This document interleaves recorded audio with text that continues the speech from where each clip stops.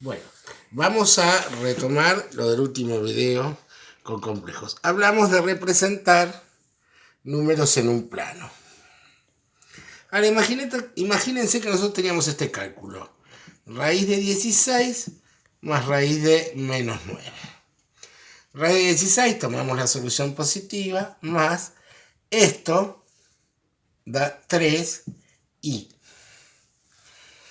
Y yo quiero representar eso en un plano porque la recta ya está completa. Veamos. Acá yo tengo un complejo en forma binómica. Binómica porque es un binomio. También se lo suele designar de esta manera. Z igual a, y lo ponemos como par ordenado. 4, 3. ¿Sí? Donde 4, la primer componente, es la componente real. Y 3, la segunda componente, es la componente imaginaria. Y en el plano complejo se ubican de la siguiente manera. En el eje horizontal, los reales. Y en el eje vertical, los imaginarios.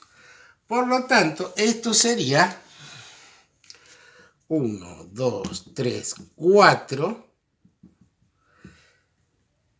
real y 3 imaginario. 1, 2, 3. Este punto del plano complejo sería el número 4, 3, Z. O también sería 4 más 3i, que son dos formas de designarlos. Hay una tercera forma de designarlos, que es utilizando coordenadas polares. Yo puedo pensar en un vector que salga del origen de coordenadas y vaya hasta el punto. Ahora bien, supongamos, no sé, que el vector mide 8. Yo con decir 8 no me alcanza. ¿Por qué? Porque de este punto, 8 puede ser acá, acá, acá, acá, acá, acá, acá, acá. Tengo infinitos puntos que distan a 8 del centro. Por lo tanto, además de el largo del vector, al que llamamos módulo, tengo que dar una dirección. Y la dirección está dada por el ángulo, que lo llamamos, no sé, alfa. ¿Sí? Por lo tanto, si yo quiero expresar un vector, un número complejo en forma polar, lo tendré que expresar con el largo que lo voy a llamar ρ, que es el módulo, y el ángulo alfa. Esta es otra forma de expresar un vector, forma polar. Ahora, ¿cómo hago para calcular si yo te doy un vector en forma binómica o en forma cartesiana, calcularlo en forma polar? Veamos. Tengo el vector, acá es 4, acá es 3, ¿sí? Bueno, el largo lo puedo determinar usando el teorema de Pitágoras, porque yo acá tengo un triángulo rectángulo, por lo tanto, esto es un cateto y esto es otro cateto. Y yo sé que la suma de los cuadrados de los catetos es igual al cuadrado de la hipotenusa. Por lo tanto, ρ al cuadrado va a ser igual a 3 al cuadrado más 4 al cuadrado. Ρ al cuadrado va a ser igual a 9 más 16, 25. Ρ va a ser la raíz cuadrada de 25, o sea 5. Ya tengo el módulo del vector. Ahora me falta el ángulo alfa. Fenómeno. ¿Cómo expreso el ángulo? ¿Cómo obtengo el ángulo alfa? Trigonometría. ¿Qué conozco yo de este triángulo? El cateto opuesto y el cateto adyacente para este ángulo. Opuesto y adyacente.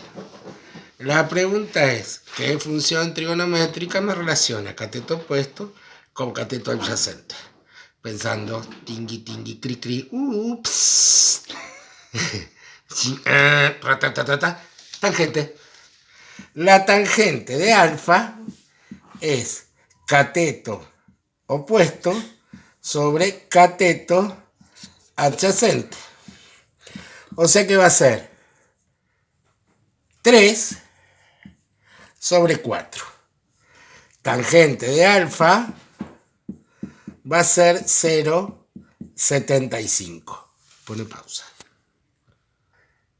Bueno, continuamos. Entonces teníamos que ρ era 5 y la tangente de alfa era 0,75. Entonces de acá lo que tengo que hacer es arco tangente de alfa y obtener un grado. No sé, no lo hice, invento.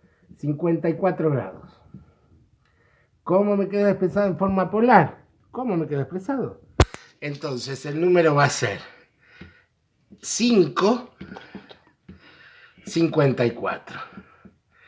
Y ahí yo tengo expresado un vector, un número cartesiano en forma polar, que es como se expresan, una de las formas de expresar un vector en el plano. ¿Sí? El profesor de física algo de eso les va a explicar.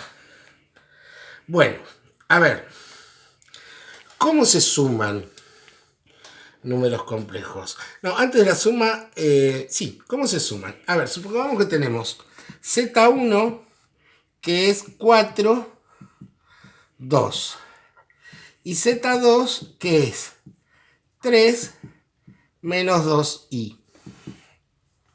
¿Sí? No, 2i. Vamos a poner así, 2i. Vamos a verlo primero gráficamente a ver si nos damos cuenta.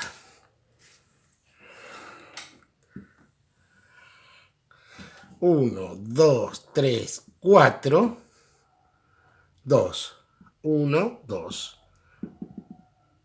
Acá tengo el Z1. El Z2 lo puedo representar desde acá o por una cuestión de equipolencia y vectores libres, que después, en algún momento quizás se los explique, puedo arrancar a representarlo de acá, como que tengo acá. Entonces tengo 3 más, o sea, 5, 6, 7, 3. Y tengo 2 más, acá no vale ahí, 2 más, 3, 4. Entonces me queda así. ¿Cuál sería gráficamente el vector suma? Sería este, de acá, acá. Esto sería Z1 más Z2. Este era Z2. Veamos, ¿cómo me quedó el vector suma? Z1 más Z2 me quedó 7 del componente real y 4 imaginario. ¿Sí? Bueno, las líneas quedaron medias chuecas y qué sé yo. Claro, porque el vector suma Z1 más Z2 es como formar un nuevo par ordenado donde acá es la primer componente de Z1 más la primer componente de Z2. Primer componente de Z1 más primer componente de Z2. Punto y coma, primera componente de Z1 más segunda componente de Z1 más segunda componente de Z2.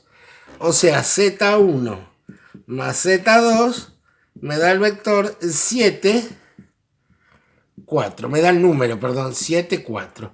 Que es este de acá. Y si quiero ponerlo en forma polinómica, binómica, Z1 más Z2 es 7 más 4i. Bueno, hasta ahí con la suma. Después subo las demás operaciones y más gráficos.